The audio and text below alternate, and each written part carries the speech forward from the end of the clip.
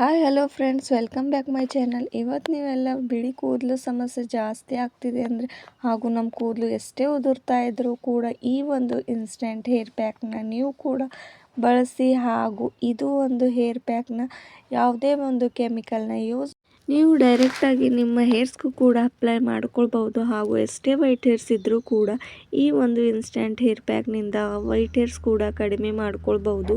ಹಾಗೂ ಈ ಒಂದು ಹೇರ್ ಪ್ಯಾಕ್ನಿಂದ ನಮ್ಮ ತಲೆಯಲ್ಲಿರುವ ಡ್ಯಾಂಡ್ರಫ್ ಕೂಡ ಕಡಿಮೆ ಮಾಡ್ಕೊಳ್ಬಹುದು. ಹಾಗಾದರೆ ತಡ ಮಾಡದೆ ನೀವು ಕೂಡ ಈ ಒಂದು ಇನ್ಸ್ಟೆಂಟ್ ಹೇರ್ ಪ್ಯಾಕ್ನ ಹೇಗೆ ಮಾಡೋದು ಅಂತ ನೋಡೋಣ ಬನ್ನಿ.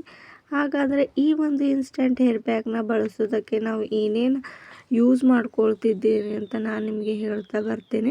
ಹಾಗೂ ಈ ಒಂದು ಹೇರ್ ಪ್ಯಾಕ್ ನೋಡ್ಬೋದು ಎಷ್ಟು ಬ್ಲ್ಯಾಕ್ ಆಗಿ ಕಾಣಿಸ್ತಾ ಇದೆ ಅಂತ. ಹಾಗೂ ಈ ಒಂದು ಹೇರ್ ಪ್ಯಾಕ್ ಮಾಡೋದಕ್ಕೆ ನಮ್ಗೆ ಜಾಸ್ತಿ ಟೈಮ್ ಕೂಡ ತಗೊಳ್ಳೋದಿಲ್ಲ. ಹಾಗೂ ನಾವು ಕಡಿಮೆ ಟೈಮಲ್ಲಿ ನಮ್ಮ ಟೈಮ್ ಕೂಡ ಸೇವ್ ಮಾಡ್ಕೊಳ್ಬೋದು.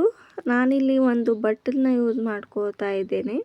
ನಿಮಗೆ ಎಷ್ಟು ಕ್ವಾಂಟಿಟಿಯಲ್ಲಿ ಬೇಕು ಈ ಒಂದು ಹೇರ್ ಪ್ಯಾಕ್ನ ನೀವು ಅಷ್ಟು ಕ್ವಾಂಟಿಟಿಯಲ್ಲಿ ನೀವು ಯೂಸ್ ಮಾಡ್ಕೊಳ್ಬೋದು. ಹಾಗೂ ನಾನಿಲ್ಲಿ ಮೆಹಂದಿ ಪ್ಯಾಕೆಟ್ ಅಂದರೆ ದಾಸವಾಳದ ಪೌಡರ್ನ ಯೂಸ್ ಮಾಡ್ಕೋತಾ ಇದ್ದೇನೆ.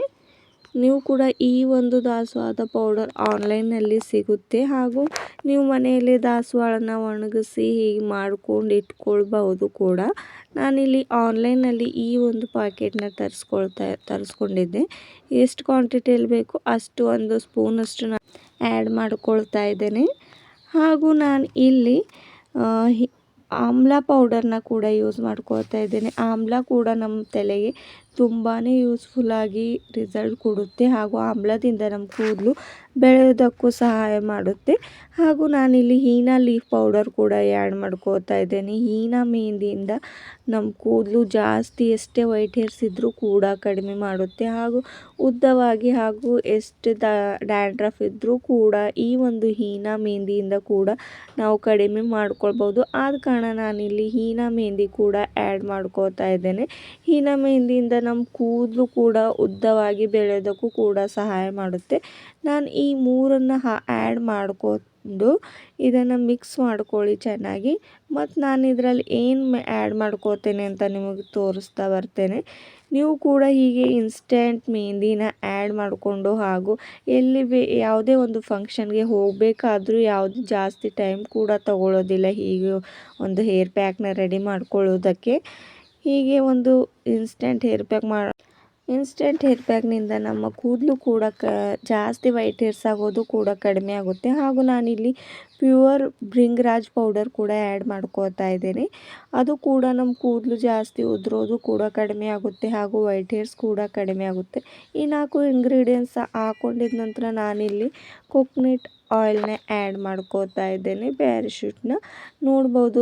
ಆಯಿಲ್ನ ಹಾಕ್ಕೊಂಡಿದ ನಂತರ ಎಷ್ಟು ಬ್ಲ್ಯಾಕ್ ಆಗಿ ಈ ಒಂದು ಮೆಹಂದಿ ಪೌಡರ್ಗಳು ಕೂಡ ಎಷ್ಟು ಬ್ಲ್ಯಾಕ್ ಆಗಿ ಕಾಣಿಸುತ್ತೆ ಅಂತ ನೀವೇ ನೋಡ್ಬೋದು.